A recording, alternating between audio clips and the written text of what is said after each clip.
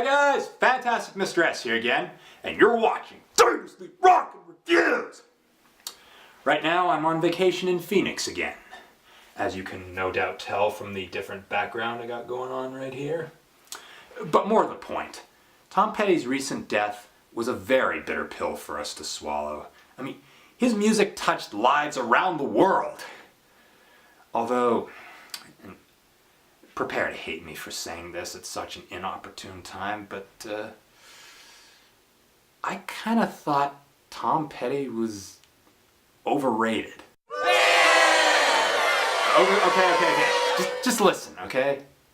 I always liked Tom Petty. I thought he was a good musician and singer, but his sound always felt dry to me. His songs just didn't have that extra burst of flavor that bands like Black Sabbath and AC/DC and Aerosmith have. That said, they're still good and I'll gladly listen to them whenever they play. But there's one song he did that I think is the best song that he's ever recorded, and that's saying a lot.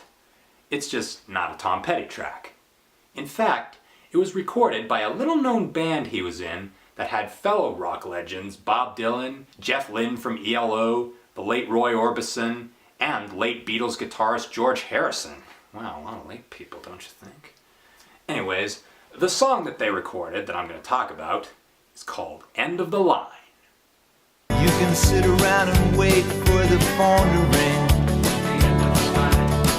waiting for someone to tell you everything. You'll notice that all the verses have old Tom singing lead, and while he sings them well, the song's magic ain't coming from him, it's coming from the rest of the band. First of all, I friggin' love the vocal harmonies. I mean, you got everyone taking turns singing a chorus, except for Petty, who sings the verses, and Dylan, who doesn't sing any leads. That's a great move. Harrison, Lynne, and Orbison all have incredibly strong vocals, and to hear them be put to good use makes the song a whole lot better, and also gives it different flavors that still manage to work together in the end.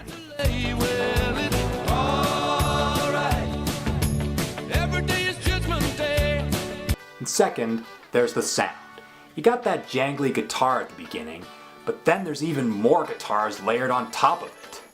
Again, this is the kind of thing you'd expect Tom Petty to do, but something about these guitars makes it feel far more magical.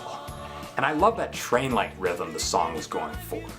I don't know, maybe it has something to do with me liking Thomas the Tank Engines so much as a kid, but something about those puffing sounds the engines would make, especially those big puffing sounds, always struck a chord with me.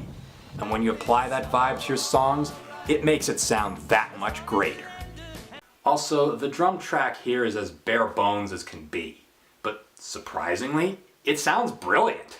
And that's no joke. I mean, most drum tracks throughout history have relied on all the pieces of the drum kit, and in some cases, very complex rhythms in order to keep your attention.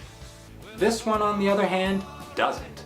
There's no drum fills, no complex rhythms, and barely any snare sounds, and if there are, they're almost completely buried by the bass drum sound, and the hi-hat. In fact, that booming bass drum is what's carrying the drum track. I think that's also what's giving the song its train-like rhythm. I don't know if it has something to do with the way it was produced, or if it's Tom Petty's bass line that's giving it such girth. I guess I was wrong about Tom Petty then. Maybe some of that magic is coming from him after all. If it is, smart move, Tom. Smart move. On a side note, I liked how the music video included a tribute to Roy Orbison, seeing as he died before the song's release. It's sad that he didn't at least live to be filmed for the video, but it was nice that they still included him in some capacity, and it was a clever way to get him in there, if not physically, and to honor his memory. The rest of the music video is nothing to write home about really, but at least it fits the spirit of the song. However, there's also an extended version of this song, and I listened to that version too, and you're not missing much. It's just the same instrumental sections that you've heard in the shortened version. Why they went with that instead of adding new licks and melodies, I don't know. It doesn't add anything to the song, it only pads it out for the sake of padding it out. Quite a few songs have had this problem, where their extended versions add a bunch of filler for no reason. which is why I'm glad these songs got shortened for single format. And that's why I recommend the shortened single version of End of the Line. The extended cut, you can skip.